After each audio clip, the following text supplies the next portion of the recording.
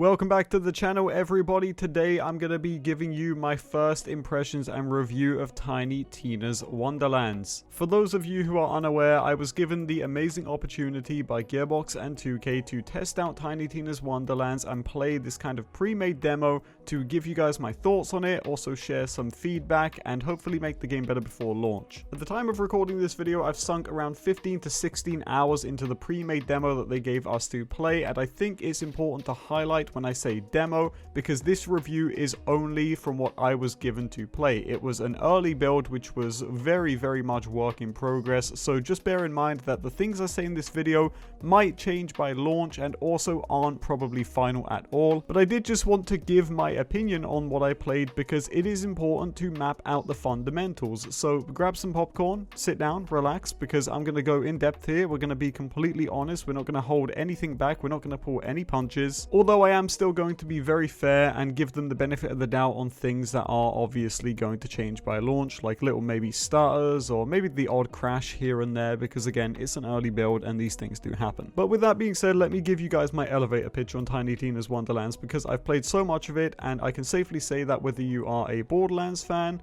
or you are not a Borderlands fan, my overall opinion on the game is that you are either going to love it or you're going to hate it. I don't think there's going to be an in-between here. Of course, I could be wrong, but from what I played, it definitely felt like Tiny Tina's Wonderlands was an independent game. It does not feel like your traditional Borderlands game, and I think that's something which is important to get out right away, because I know a lot of people have been tentative about this game and thinking that there's no point in going into it expecting anything different because it's just Borderlands 3 engine, it's got the same guns, it's probably going to have the same style bosses, so why expect anything different, right? But I can safely say that without a doubt in my mind, 100% Tiny Tina's Wonderlands feels like a completely different game. You guys know that I have been very critical when it comes to judging Borderlands 3 in the past, and I'm going to do the same thing here with Wonderlands, and I'm just going to tell you again, this feels completely different to Borderlands 3. If you want Borderlands 3, I don't think you're going to find that here. Yes, some of the core things like the anointment system, now aptly named the enchantment system, and stuff like mantling, sliding and whatnot is still in this game, but for the most part, I think a lot of people would agree with me by saying that Tiny Tina's Wonderlands plays completely different to anything you've ever seen before. The enchantment system and the rings and the wards and your armor set, like it all just feels as though it's a completely different gameplay loop, and even the way you loot stuff is different as a whole, with the implementation of the new lucky dice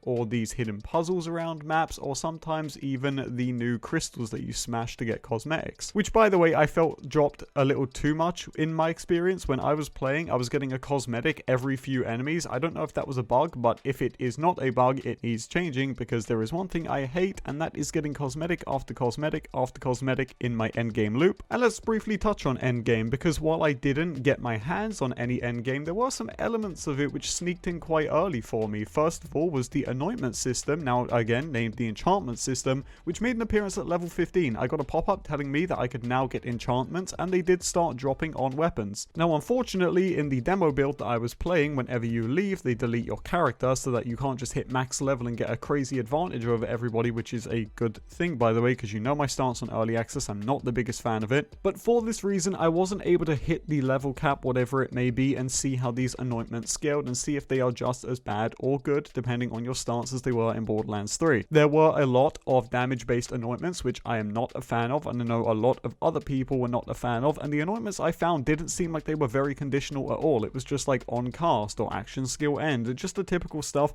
nothing that actually added to the gameplay other than just here's free damage, which I'm not a fan of. I hate the anointment system in Borderlands 3, and this is something I said numerous times before. The moment your source of damage starts becoming a stat on the weapon rather than the weapon itself or even your skills as a whole, we've got a problem on our hands, and I don't appreciate that stuff. And in the demo build I played of Tiny Tina's Wonderlands, while again, you must take this with a pinch of salt because I wasn't able to see what that scaling would be like at that maximum level, it definitely seemed like the anointments from the moment I picked them up took my damage from like a C tier to an A tier, which you can call a good thing, but I think at endgame you're going to see that's going to end up being really harsh with all the challenges you might face. Now speaking of challenges you might face, the newest implementation into Wonderlands, which was absent in BL3 for the most part is the difficulty slider. And while there was a difficulty slider in Borderlands 3, all it really did was add damage reduction, and you had two choices, easy or normal. However, in Tiny Tina's Wonderlands, you've got the choice between 3 difficulty options, being the easy, the normal, and the hard.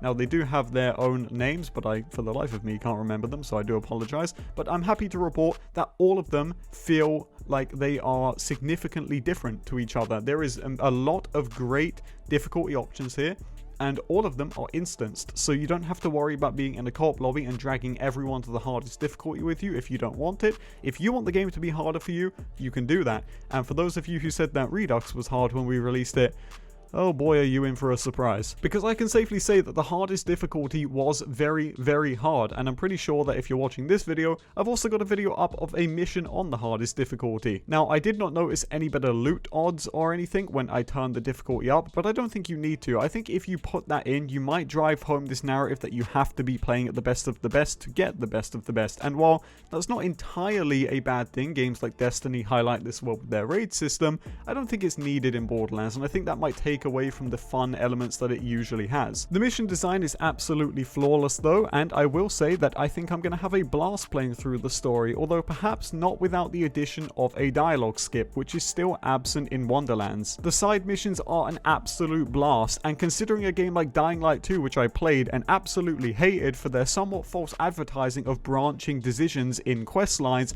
Wonderlands actually has that in its side missions. There is numerous times where you will select an option in a side mission and then go on a completely different adventure as a result. And while this does happen in a game like Dying Light 2, it does not happen as much as you would think it does. But in Wonderlands, it seemed like every mission where I had 2 different options, they all did something unique. And speaking of stuff that's unique enemy drops were showing up in my vendors after I killed said enemy. I finished a side mission, and one of the things I got was a drop, which I'm going to try to keep relatively spoiler free, so I won't tell you what it is. However, later on in my game, I was just browsing the vendors for gear to buy, and sure enough, in the vendor was that unique drop. It wasn't like I had to go to the veteran rewards machine like they've got in Sanctuary and Borderlands 3. It was just in a vendor there. So it's nice to see that vendors are going to be worth checking, aside from just looking to see if you got lucky and got a legendary in there. I think that's really, really neat, and something that I didn't even think of myself. So kudos to you, Gearbox, really. I also want to give a huge kudos to the level designers who have absolutely stepped up their game since Borderlands 3. It is so refreshing to see a team that is constantly evolving and getting better. I'm happy to report that when I played Tiny Tina's Wonderlands, the level design was amazing. Now, when I played Borderlands 2 years and years ago, there was something that I really loved about it, and it was this almost Mario-esque novel design to the levels, where it felt like this open, cartoony world which you can just explore at your own whim and just have a ball with, going into there, plunging yourself into the numerous branching paths and side mission objectives or puzzles that lead you on a wacky adventure. This stuff is still here in Wonderlands, and for lack of a better term, excuse my profanity, it's fucking awesome. As well as the voice acting. The voice acting, absolutely phenomenal. It hit its stride on every single mark. In fact, there is one side mission which is so incredibly funny, the voice actor had me crying with laughter. I'm not joking. In a T for Teen game, I was crying with laughter. I don't know how they did it, but the writers have really stepped up their game. And while I'm not sure if the main story is going to hold that same level of quality, because I haven't obviously seen it yet, I can safely say that the taster side missions I got were absolutely fantastic. There's also just small increases in quality across the whole game. Like, you'll break a crate open and can just push the pieces along the ground and kick them out of the way. You can now push barrels along the floor without having to slide into them. You can second wind on said barrels as well by shooting the life ones. They'll get you up in a minute and you don't even need to kill an enemy for it, and this adds a level of depth to the encounters that you'll face. Something else I also just want to touch on in Wonderlands is that they've actually given you more reason to explore these side paths now. Yes, in Borderlands 3 I could go off and get a chest and whatnot, get me some extra loot, but it really wasn't all that important because I just did not need it. But in Wonderlands, there is a reason to go off and explore these paths, because the lucky dice you roll, every time you roll them, will increase your luck. So you can't just start a campaign playthrough and right off the bat your drop rates are just at the top tier. They'll increase as you go along because you're just opening these dice, which increases your luck, and as such you have a better experience as you go along. And I think that's really important. Borderlands 3, once you've beaten it the first time, just becomes a slog to beat the main story, but I really think in Wonderlands you're going to take more time to go off and actually have fun doing other things as opposed to just speedrunning. Now, whether or not that becomes a good or a bad thing in the long run, because I'm sure players might get tired of having to go and do that side stuff, and we might as a result see a lot of save sharing, I really think that remains to be determined there, so I'm kind of unsure on how that's going to play out, but I can say that it is very refreshing going off on these little side objectives instead of just plowing through the story missions. It really felt good. But I do want to briefly touch on the things that did not feel good. First of all, I'm going to air this one out because it's the biggest elephant in the room. Melee weapons. Melee weapons feel so unbelievably underpowered in Wonderlands so far that it just really makes me question why they're in the game. Now, let me be clear.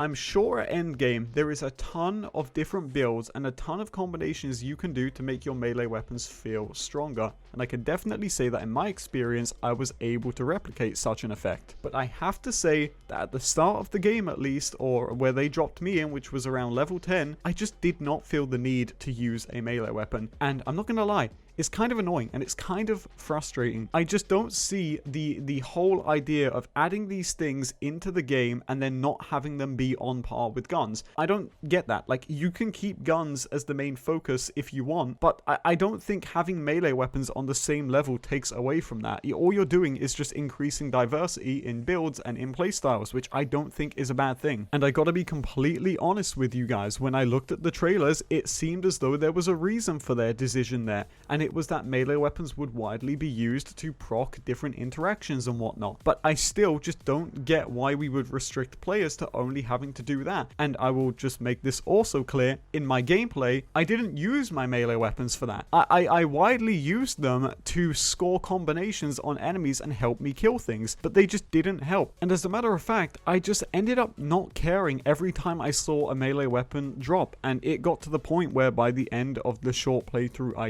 I didn't want to pick up these melee weapons anymore. I just didn't want to do it. They didn't give me any kind of excitement when they dropped. The one thing that did though was the spell system, because I really do feel like the spell system is a great replacement for grenades, and even though I did miss grenades in my gameplay, the spells worked, and they were very well balanced, and I think they do fit the theme of Wonderlands a lot. But I have to say, I can't share that same sentiment with melee weapons, which absolutely before launch are going to need a buff, because there is going to be a lot of upset people when the doors open and we jump into Wonderlands on the 25th. Another thing I want to touch on, even though this is just an early access build, I have to get this out there because it was such a big issue in Borderlands 3 release. The performance. The performance is kind of all over the place in Wonderlands from my experience, and again, yes, this is an early build, but optimization is something which we know Borderlands 3 battled for well over a year, so the more we can get of it done before launch, the better here. In my gameplay, I had a lot of issues with crashing and stuttering, so this is something I'd like to see fixed before launch if possible. Now again, I could just be playing an outdated build, and the one that Gearbox themselves actually have on the gold copy is a lot more stable and is more well optimized, but I think it's important to just let you guys know that from my experience, the game felt very, very rough around the edges, and my high-end rig still struggled to run it. And that's being above the recommended specs, and I mean, yeah, it just didn't run well as a whole. It does get a lot better the longer you do run it, but I have no idea. I'm also unsure if the game has Denuvo, which I know a lot of people care about, so yeah. If you are worried about these things, just bear in mind that Wonderlands, at least in my experience, did have optimization issues. As for skill trees and multi-classing, there's not too much I can say here. Again, without hitting the max level and seeing how this all comes together in a build, I just can't really give you an educated opinion on this, so I'm not going to go too in-depth there. All I will say is that the skills did feel like they made somewhat of a difference, but again, I didn't get into the multi-classing, and I definitely didn't get deep enough in my skill tree to make any meaningful decisions. But apart from that, the charm is here. The same whimsical fun that you are used to in a Borderlands game is here, but I will highlight again that for a game which a lot of people are calling a reskin of Borderlands 3, plays almost entirely different. I really think players are going to be shocked when they jump into Wonderlands to find that their gameplay loop is totally different to Borderlands 3, and while we're still not aware of if it's going to have any endgame on launch, which it definitely should, Matt Cox save us, I can tell you that without a doubt in my mind, I very much enjoyed my time with Tiny Tina's Wonderlands, and I played it over and over and over again, and I'm sure that when I play it on live stream at launch, I'm going to be really sick to my stomach running through that same part, which is now pretty boring to me because I've just played the ever-living life out of it. So that's the end of my review. You know that we don't do any scoring reviews around here anymore. I want you guys to make up your own minds on the game for yourself, and if what I said to you sounds appealing, then pick the game up when it comes out on March 25th. And if you do want to do such thing and you're on PC, getting the Chaotic Great Edition through my affiliate link in the description gets you exclusive in-game cosmetics in the form of the Knights of Butt Stallion pack. But yes, I'm not going to force your hand here. If you did not like what I said here today, then I would recommend that you pass up on Wonderlands instead and maybe stick to Borderlands 3 for a little longer until some more reviews come out. Thank you 2K again for letting me jump in and review this game early. It really means a lot. I'm excited to see more when the game launches. Take it easy guys, and I'll see you in the next one.